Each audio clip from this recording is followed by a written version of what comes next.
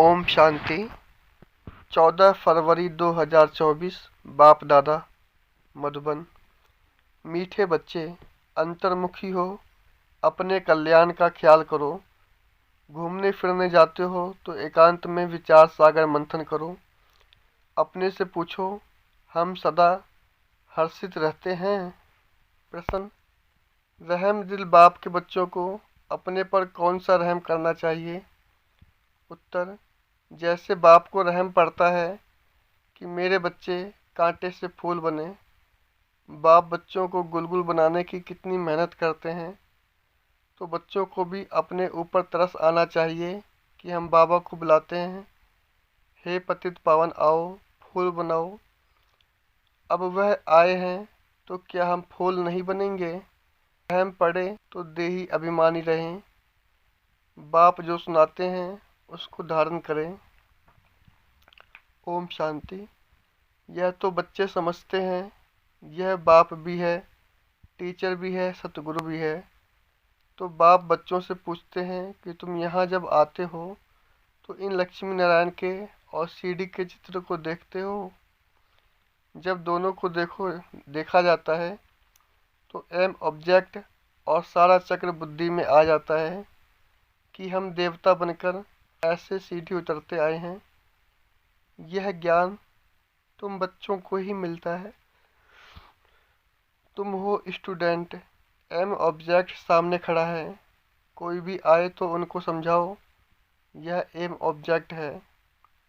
इस पढ़ाई से यह देवी देवता जाकर बनते हैं, फिर 84 जन्म की सीढ़ी उतरते हैं, फिर रिपीट करना है।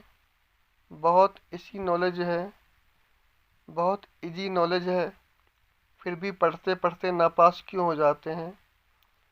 उस जिस्मानी पढ़ाई से भी यह ईश्वरीय पढ़ाई बिल्कुल सहज है।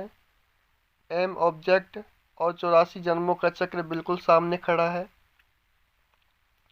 यह दोनों चित्र विजिटिंग रूम में भी होने चाहिए। सर्विस करने के लिए सर्विस का हथियार भी चाहिए। सारा ज्ञान इसमें ही है। यह पुरुषार्थ भी हम अभी करते हैं। सतो प्रधान बनने के लिए बहुत मेहनत करनी है। इसमें अंतर्मुखी होकर विचार सागर मंथन करना है। घूमने फिरने जाते हो तो भी बुद्धि में यही होना चाहिए। यह तो बाबा जानते हैं कि नंबरवार हैं। कोई अच्छी तरह समझते हैं तो ज़रूर पुरुषार्थ करते होंगे अपने कल्याण के लिए। हर एक स्टूडेंट समझते हैं यह अच्छा पढ़ते हैं, खुद नहीं पढ़ते हैं तो अपने को ही घाटा डालते हैं। अपने को तो कुछ लायक बनाना चाहिए। तुम भी स्टूडेंट हो, सो भी बेहद के बाप के। यह ब्रह्मा भी पढ़ते हैं। यह लक्ष्मी नारायण है मर्तबा, और सीढ़ी है 84 जन्मों के चक्र की। यह पहले नंबर का जन्म, यह लास्ट नंबर का जन्म। तुम देवता बनते हो। अंदर आने से ही सामने एम ऑब्जेक्ट और सीढ़ी पर समझाओ।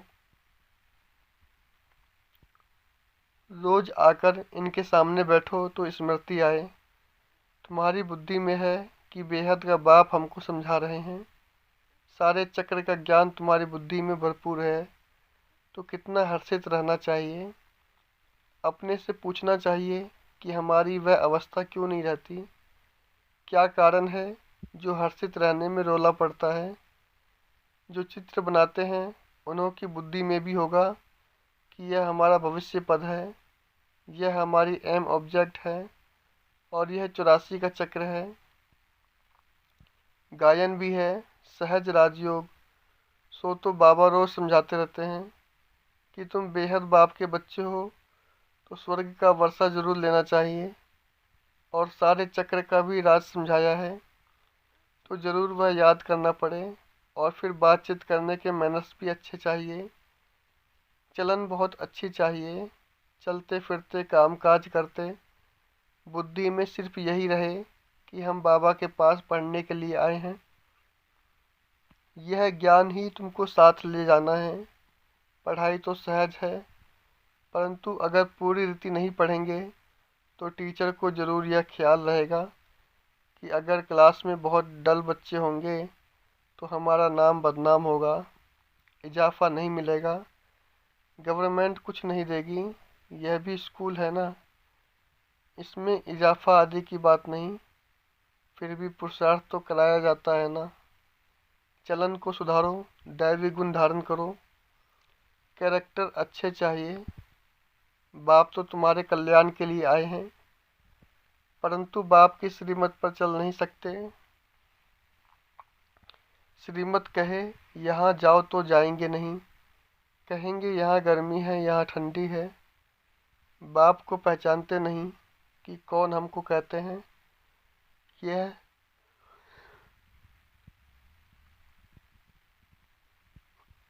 यह साधारण रथ ही बुद्धि में आता है, वह बाप बुद्धि में आता ही नहीं। बड़े राजाओं का कितना सबको डर रहता है, बड़ी अथॉरिटी होती है। यहाँ तो बाप कहते हैं मैं गरीब निवाज हूँ, मुझ रचता और रचना के आदि मध्य अंत को कोई जानते नहीं। कितने ढेर मनुष्य हैं, कैसी कैसी बातें करते हैं, क्या क्या बोलते हैं। भगवान क्या चीज़ होती है यह भी जानते नहीं। वंडर है ना। बाप कहते हैं मैं साधारण तन में आकर अपना और रचना के आदि मध्य अंत का परिचय देता हूँ। 84 की यह सीढ़ी कितनी क्लियर है।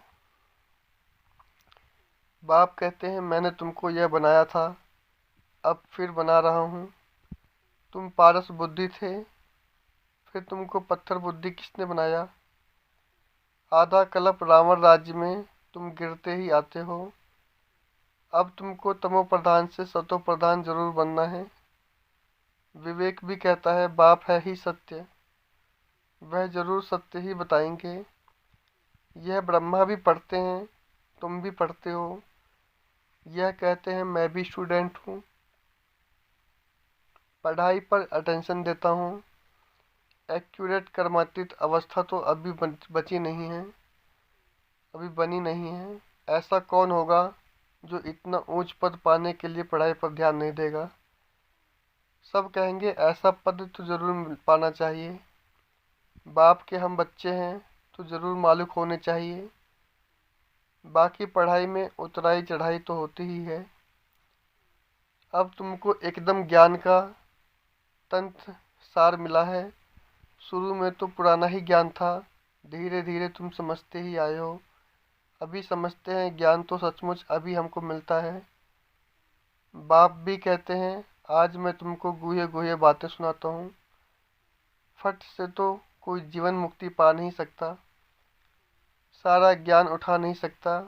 पहले यह सीढ़ी का चित्र थोड़ा ही था, अब समझते हैं बरोबर हम ऐसे चक्कर लगाते हैं। हम ही सुदर्शन चक्रधारी हैं। बाबा ने हम आत्माओं को सारे चक्र का राज समझा दिया है। बाप कहते हैं तुम्हारा धर्म बहुत सुख देने वाला है। बाप ही आकर तुमको स्वर्ग का मालिक बनाते हैं। औरों के सुख का टाइम तो अभी आया है, जबकि मौत सामने खड़ा है। यह एरोप्लेन बिजलियाँ आदि पहले नहीं थीं, उन्हों के लिए तो अभी जैसे स्वर्ग है। कितने बड़े बड़े महल बनाते हैं, समझते हैं अभी तो हमको बहुत सुख है। लंदन में कितनी जल्दी पहुंच जाते हैं, बस यही स्वर्ग समझते हैं। अब उन्हों को जब कोई समझाए कि स्वर्ग तो सतयुग को कहा जाता है, कलयुग को थोड़े ही स्वर्ग कहेंगे। नरक में शरीर छोड़ा तो जरूर पुनर्जन्म भी नरक में ही लेंगे। आगे तुम भी यह बातें नहीं समझते थे, अभी समझते हो। रावण राज्य आता है तो हम गिरने लग जाते हैं, सब विकार आ जाते हैं। अभी तुमको सारा ज्ञान मिला है तो चलन आदि भी बहुत रॉयल होनी चाहिए। अभी तुमको अभी तुम सतयुग से भी जास्ती वैल्यूबल हो। बाप जो ज्ञान का सागर है वह सारा ज्ञान अभी देते हैं, और कोई भी मनुष्य ज्ञान और भक्ति को समझ नहीं सकते। मिक्स कर दिया है।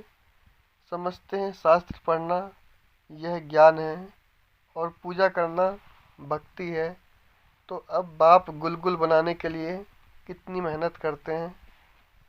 बच्चों को भी तरस आना चाहिए कि हम बाबा को बुलाते हैं, पतितों को आकर पावन बनाओ, फूल बनाओ। अब बाप आए हैं तो अपने पर रहम भी करना चाहिए। क्या हम ऐसे फूल नहीं बन सकते? अब तक हम बाबा के दिल तखत पर क्यों नहीं चढ़े हैं? अटेंशन नहीं देते। बाप कितना रहम दिल है।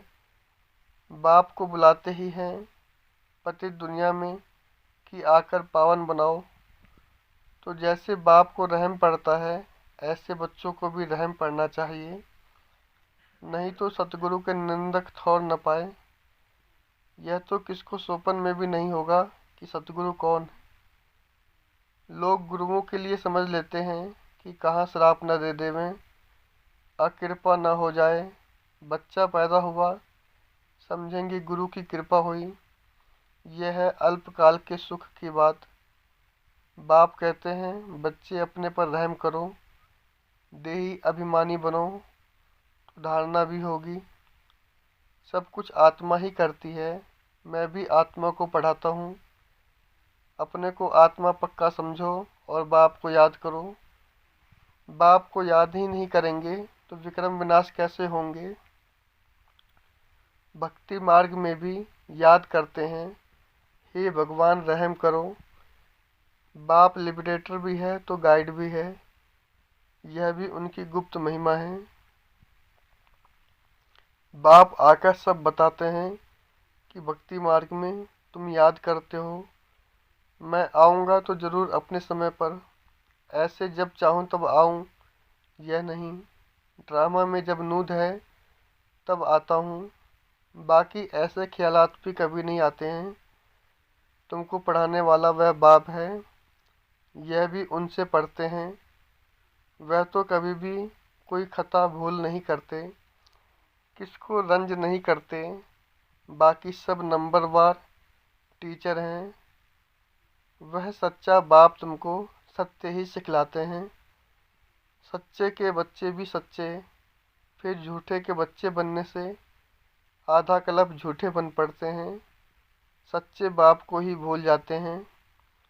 पहले पहले तो समझाओ कि यह सतयुगी नई दुनिया है या पुरानी दुनिया है, तो मनुष्य समझे। यह प्रश्न बहुत अच्छा पूछते हैं। इस समय सभी में 5 विकार प्रवेश हैं, वहाँ 5 विकार होते नहीं। यह है तो बहुत सहज बात समझने की, परंतु जो खुद ही नहीं समझते तो वह प्रदर्शनी में क्या समझाएंगे। सर्विस के बदले डिस सर्विस करके आएंगे। बाहर में जाकर सर्विस करना मासी का घर नहीं है। बड़ी समझ चाहिए। बाबा हर एक की चलन से समझ जाते हैं। बाप तो बाप है, फिर तो बाप भी कहेंगे। यही ड्रामा में था। कोई भी आता है तो ब्रह्मा कुमारी को समझाना ठीक है। नाम भी ब्रह्मा कुमारी ईश्वरी विश्वविद्यालय है, नाम वाला भी ब्रह्मा कुमारियों का होना है। इस समय सब 5 विकारों में हिरे हुए हैं। उन्हों को जाकर समझाना कितना मुश्किल होता है। कुछ भी समझते नहीं हैं, सिर्फ इतना कहेंगे ज्ञान तो अच्छा है, खुद समझते नहीं हैं। विघ्न के पीछे विघ्न पड़ता रहता है, फिर युक्तियाँ भी रचनी पड़ती है। पुलिस का पहरा रखो, चित्र इंश्योर करा दो। यह यज्ञ है, इसमें विघ्न जरूर पड़ेंगे। सारी पुरानी दुनिया इनमें स्वाहा होनी है, नहीं तो यज्ञ नाम क्यों पड़े। यज्ञ में स्वाहा होना है। इसका रुद्र ज्ञान यज्ञ नाम पड़ा है। ज्ञान को पढ़ाई भी कहा जाता है। यह पाठशाला भी है तो यज्ञ भी है। तुम पाठशाला में पढ़कर देवता बनते हो, फिर यह सब कुछ इस यज्ञ में स्वाहा हो जाता है। समझा वही सकेंगे जो रोज़ प्रैक्टिस करते रहेंगे। अगर प्रैक्टिस नहीं होगी तो वह क्या बात कर सकेंगे। दुनिया के मनुष्यों के लिए स्वर्ग अभी है, अल्पकाल के लिए। तुम्हारे लिए स्वर्ग आधा कल्प के लिए होगा। यह भी ड्रामा बना हुआ है। विचार किया जाता है तो बड़ा वंडर लगता है। अब रावण राज्य खत्म हो, राम राज्य स्थापन होता है। इसमें लड़ाई आदि की कोई बात नहीं। यह सीडी देख लोग बड़ा वंडर खाते हैं। तो बाप ने क्या क्या समझाया है, यह ब्रह्मा भी बाप से ही सीखा है, जो समझाते रहते हैं। बच्चियां भी समझाती हैं, जो बहुतों का कल्याण करते हैं उन्हों को जरूर जास्ती फल मिलेगा। पढ़े हुए के आगे अनपढ़े जरूर भरे धोएंगे। बाप रोज रोज समझाते हैं, अपना कल्याण करो। इन चित्रों को सामने रखने से ही नशा चढ़ जाता है, इसलिए बाबा ने कमरे में यह चित्र रख दिए हैं। एम ऑब्जेक्ट कितनी सहज है, इसमें कैरेक्टर बहुत अच्छे चाहिए। दिल साफ तो मुराद हासिल हो सकती है। अच्छा, मीठे मीठे सिखी लदे बच्चों प्रति माता पिता बाप दादा का याद प्यार और गुड मॉर्निंग। रूहानी बाप की रूहानी बच्चों को नमस्ते। धारणा के लिए मुख्य सार। पहला, सदा स्मृति में रखना है कि हम बेहद बाप के स्टूडेंट हैं। भगवान हमें पढ़ाते हैं, इसलिए अच्छी तरह पढ़कर बाप का नाम बाला करना है। अपनी चलन बड़ी रॉयल रखनी है। दूसरा, बाप समान रहम दिल बन कांटे से फूल बनना और दूसरों को फूल बनाना। अंतर्मुखी बन अपने व दूसरों के कल्याण का चिंतन करना है। वरदान, हलचल में दिल शिकस्त होने के बजाय बड़ी दिल रखने वाले हिम्मतवान भव। कभी भी कोई शारीरिक बीमारी हो, मन का तूफान हो, धन में या प्रवृत्ति में हलचल हो, सेवा में हलचल हो, उस हलचल में दिल शिकस्त नहीं बनो, बड़ी दिल वाले बनो। जब हिसाब किताब आ गया, दर्द आ गया, तो उसे सोच सोच कर दिल शिकस्त मत बढ़ाओ। दिल शिकस्त बन बढ़ाओ नहीं, हिम्मत वाले बनो।